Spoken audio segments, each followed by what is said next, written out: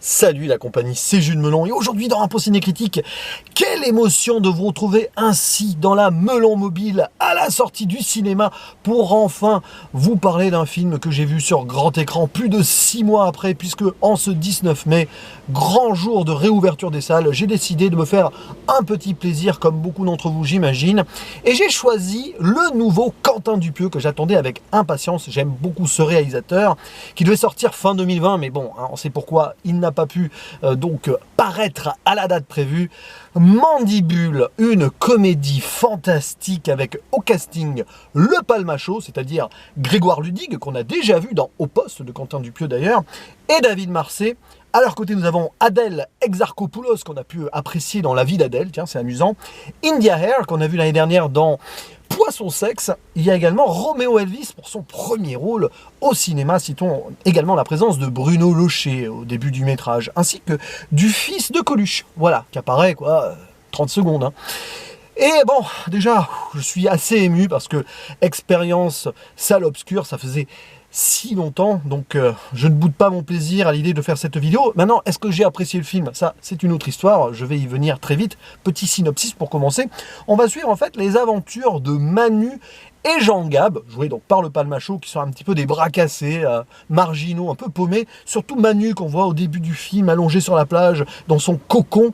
Non, il ne va pas se transformer en mouche géante, mais on pourrait faire un petit parallèle ici. Bref, le duo, qui sont amis depuis longtemps, depuis toujours, a décidé de gagner de l'argent en, on va dire, remplissant une mission assez étrange, amener une valise à quelqu'un en allant la récupérer chez un certain Michel Michel. Pour cela, on doit trouver une voiture, en voler une donc du coup, et apporter donc, aller chez Michel Michel, et ensuite récupérer la valise pour amener le contenu de celle-ci, mystère, chez quelqu'un et récupérer donc de l'argent. Sauf que ça ne va pas se passer comme prévu, puisque dans cette voiture mystérieuse, le duo va entendre un bruit bizarre dans le coffre, et va en sortir une mouche géante. Voilà, tout ceci étant plus ou moins énoncé dans le synopsis et dans le trailer. Et il va se passer énormément d'aventures autour de cette mouche et de ce duo qui va les mener dans une caravane, puis après dans une villa, entre quiproquo et absurdité totale. Parce que là, oui, comme souvent dans Quentin Dupieux, on nage dans un monde un peu étrange, centré dans notre réalité, mais avec des choses qui ne pourraient pas se passer dans notre vrai monde. Et je pense qu'ici, depuis Rubber, on n'avait pas autant atteint une certaine forme d'absurde dans le cinéma de Dupieux. Bon, il y a eu réalité aussi, Au Poste également. Bon, vous voyez finalement. J'avoue que je suis sorti de là assez emballé, même si je vois les petits défauts du film. Non, ce n'est pas le meilleur Dupieux, mais peut-être que c'est l'un des Dupieux dans lequel j'ai le plus ri, notamment en seconde partie de film, quand apparaît le personnage d'Adèle Exarchopoulos, qui est assez... Alors je vais pas en dire plus, même si la bande-annonce la montre. Disons qu'elle parle de façon étrange, ouais, un peu comme ça. Mais ouais, c'est pas de ma faute, hein, j'ai eu un accident. Voilà, peut-être que je limite bien. Bon bref. Et alors que je vais un peu ouvrir la fenêtre parce que... Ah non, je peux pas, parce que le contact n'est pas mis, mais c'est pas grave, il fait chaud. Et oui, le soleil est revenu au moment où je lance cette vidéo. Bref. Donc, au moment où apparaît ce personnage, en total décalage, déjà dans un monde très décalé, c'est assez fameux. Puis il y a cette histoire de mouche géante, un chien. D'ailleurs, cette mouche, au début, elle est traitée comme un chat ou un chien de compagnie, donc voilà.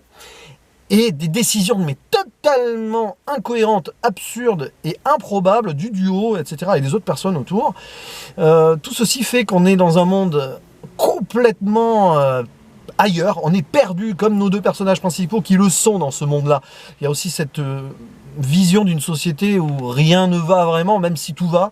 Voilà, il n'y a rien de logique. Et en fait, avec ce duo-là, interprété à la perfection par le Palmacho, on voit leur alchimie, quoi. Alors, je ne connais pas trop les sketchs du Palmacho, mais on sent qu'ils ont mis beaucoup de leurs pattes personnelles. Peut-être que c'est pour ça d'ailleurs que Quentin Dupieux les a choisis.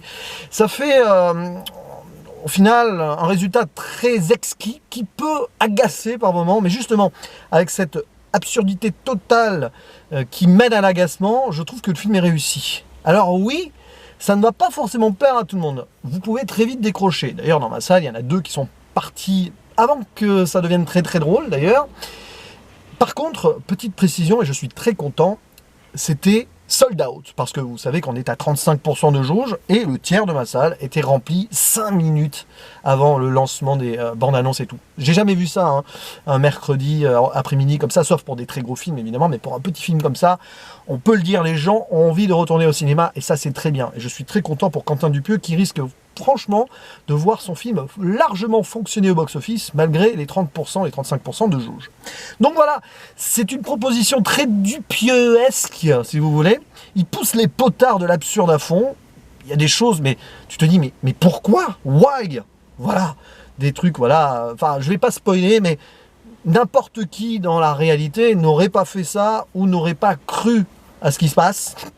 Notamment ce qui se passe dans la villa vers la fin, avant l'arrivée des gendarmes, si vous voyez ce que je veux dire. Voilà, on nage en plein monde à part, ne serait-ce que dans le décor, on est dans le sud de la France, voilà, avec nos deux héros qui sont là sans être là, ils n'ont pas de vie, quoi, enfin, c'est particulier, quoi. Et d'ailleurs, un décor qui va rappeler un petit peu celui du Dain, de Rubber ou de Non-Film, pas western, mais voilà, perdu dans la nature et tout. Et ce qui se passe, voilà, avec cette mouche géante, pourquoi elle est là? Je n'en dis pas plus, mais hop, elle est là. Et ce qu'ils vont faire avec cette mouche, parce qu'une fois qu'ils l'ont trouvée, ils décident de se faire plus d'argent avec, essayer de la dresser pour qu'elle puisse être utilisée comme drone. Voilà, le rapport que Dupieux a avec les nouvelles technologies, toujours assez fascinant, parce que là, on est censé être de nos jours, mais les seules nouvelles technologies qu'on voit dans le film, c'est un portable des années 2000. C'est toujours, voilà, il y a toujours un décalage, comme dans Le Dain d'ailleurs, un petit peu le même monde.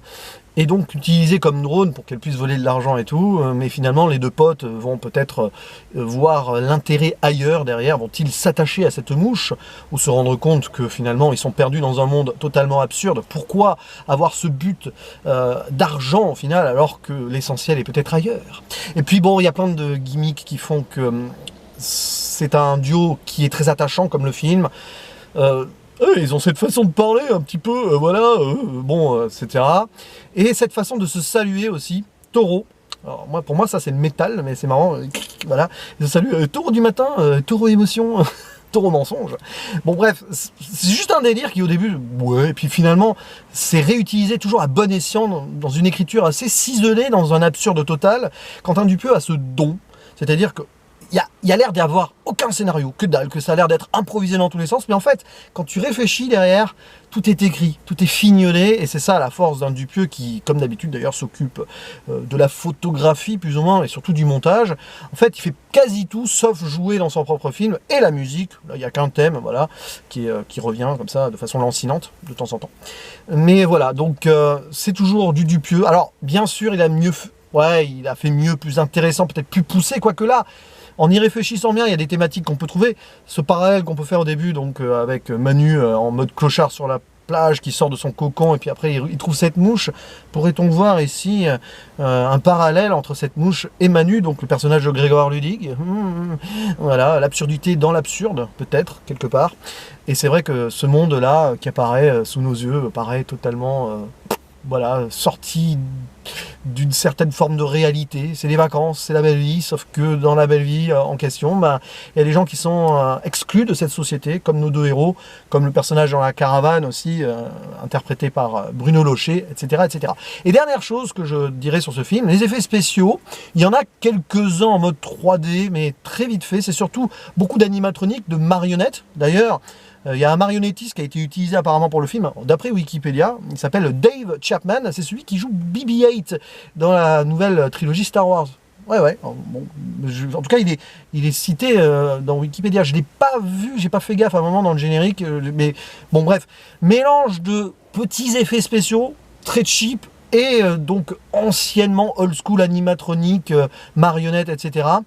Et voilà, donc bref, en tout cas...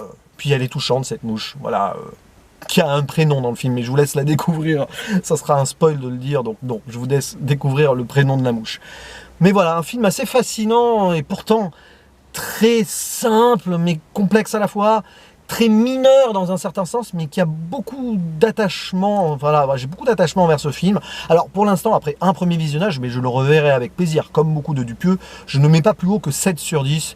Mais je vous avoue, j'ai pris un certain plaisir et c'est un film assez singulier dans sa simplicité, je trouve, comme souvent d'ailleurs avec Quentin Dupieux. Bref, n'hésitez pas à dire en commentaire, déjà, si vous êtes retourné au cinéma, quel film vous avez choisi, et si vous avez vu Mandibule, et ce que vous en avez pensé. Quant à moi, il ne me reste plus qu'à vous dire à la prochaine. Ciao. Bzz.